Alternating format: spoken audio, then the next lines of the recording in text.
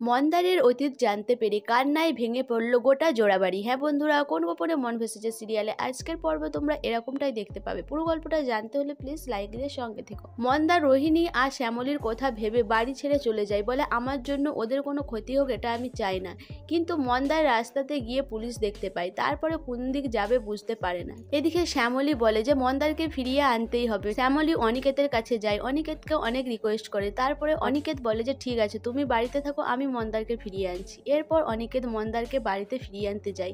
এদিকে রোহিণী কান্নাকাটি করে বাড়ি থেকে বেরিয়ে যাওয়ার চেষ্টা করে, কিন্তু তার মা তার মাথার দিব্যি দিয়ে আটকে দেয়। রোহিণী শ্যামলীকে বলে যে শ্যামলী তুমি অন্তত যাও মন্দারকে ফিরিয়ে আনতে। তখনই শ্যামলী বলে যে তোমার দাদাভাইকে আমি পাঠিয়েছি মন্দারকে ফিরিয়ে আনতে। এই কথাটা শুনেই অপরাজিতা রেগে যায়, বলে তুমি আমার ছেলেকে পাঠিয়েছো? তুমি জানো বাইরে পুলিশ রয়েছে, মন্দারকে ধরবে আর আমার ছেলেও ফেঁসে যাবে, তুমি কি চাইছো কি? অপরাজিতা রোহিণীকে বলে যে তুই কেন এরকম করছিস? মন্দারের মতো ছেলেকে তো তুই পছন্দ করতিস না, তাহলে এখন কেন তার পেছনে ছুটছিস? তুই খোঁজ নিয়ে দেখ ওই ছেলে কত মেয়ের দেখবি সর্বনাশ করেছে। এটা শুনেই সেই সময় এসে হাজির হয় মন্দার। মন্দার বলে যে মন্দার চৌধুরী কখনো মেয়েদের ক্ষতি করেনি, আর এই কথাটা আপনি বলবেন না, এই অপবাদটা আমার নামে দেবেন না, হাত জোড়ো করে রিকোয়েস্ট করছি। এরপর অপরাজিতা বলে যে তাহলে শ্যামলীর সাথে যেটা করেছো তাহলে সেটা কি বলে? তখন মন্দার বলে যে আমি ছোটবেলা থেকে যেভাবে মানুষ হয়েছি, কারো কাছ থেকে কোনোদিন ভালোবাসা পাইনি, তাই সব কিছু ছিনিয়ে নিতেই শিখেছি। তাই শ্যামলীকে আমি ভালোবাসতাম, তাই বিয়ে করতে চেয়েছি, কিন্তু শ্যামলীর গায়ে একটা আঁচড়ও কাটিনি, সেটা শ্যামলীও জানে ভালো করে। এরপর অনিকেতকে বলে যে দাদা বিশ্বাস করুন, আমি শ্যামলীকে এখন বোনের চোখে দেখি, কারণ রোহিণী আমাকে বলেছে ওর প্রতি যত আমার লালসা ছিল সব কিছু আমি ত্যাগ করেছি, ওকে আমি বোন হিসাবেই দেখি। এরপরে মন্দার বলে যে আমি তো আগে এরকমটা ছিলাম না, আমি তো এরকম হতে বাধ্য হয়েছি। তখন শ্যামলী বলে যে কি এমন হয়েছে, তুই এই কথা কেন বলছিস? তখন মন্দার বলে যে আমার জীবনে এমন জিনিস ঘটে গেছে যে মন্দার চৌধুরী বাধ্য হয়েছে তৈরি হতে। এরপর শ্যামলী বলে যে কি হয়েছে আমার দিকে খুলে বলবি? আমি কোনোদিনও মেয়ের দিকে কুচোখে দেখিনি, কারণ কোনো মেয়ের সম্মান হানি করার কথা আমি ভাবতেই পারিনি, কারণ আমার জীবনে এরকম একটা জিনিস ঘটে গেছে।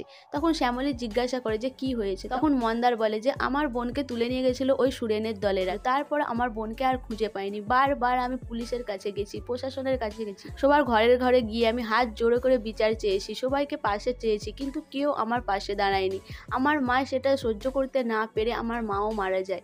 এরপর আমার বৃদ্ধ বাবাকে নিয়ে পুলিশের কাছে কতবার যে গেছি তার ঠিক নেই, কিন্তু কেউ ভয়ে মুখ খোলেনি, কেউ শাস্তি দেয়নি।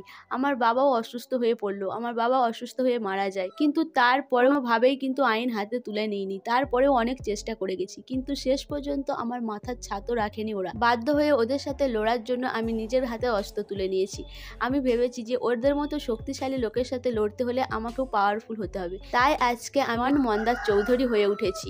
এই সব শুনে বাড়ির সবাই কান্নায় ভেঙে পড়ে, ওর বোনের কথা শুনেও সবাই কান্নায় ভেঙে পড়ে। রোহিণী মনে মনে ভাবে যে মন্দারের মনের মধ্যে এত দুঃখ কষ্ট ছিল, তবুও মন্দার কোনোদিনও আমাকে বলেনি। এরপরে মন্দার কান্নায় ভেঙে পড়ে, কান্না থামাতে পারে না মন্দার। তখন শ্যামলী বলে যে মন্দার কাঁদছে, মন্দারের মনের মধ্যে এত কষ্ট ছিল, আমি তো জানতাম না। গোটা জোড়া বাড়ির লোক মন্দারের এই কষ্ট দেখে কান্নায় ভেঙে পড়ে। অপরাজিতাও নরম হয়ে যায় মন্দারের প্রতি। এদিকে আগামীতে দেখানো হয় যে অনিকেত শ্যামলীকে বলে যে মন্দারকে আত্মসমর্পণ করতে, কিন্তু মন্দার শুনে বলে যে না, আমি কোনোভাবেই আত্মসমর্পণ করব না, যদি মরতে হয় নিজের মাথায় পিস্তল ঠেকিয়ে গুলি খেয়ে মরবো, কিন্তু আত্মসমর্পণ আমি করব না। সো বন্ধুরা, মন্দারকে সুস্থ জীবনে ফিরিয়ে আনতে হলে কি তাহলে মন্দারকে পুলিশের হাতে তুলে দেবে অনিকেত ও শ্যামলী? তোমাদের কি মনে হয় অবশ্যই আমাকে কমেন্ট করে জানাবে। আর আমার ভিডিওটা ভালো লাগলে প্লিজ সাবস্ক্রাইব করে দিও, আর লাইক কমেন্ট শেয়ার করো।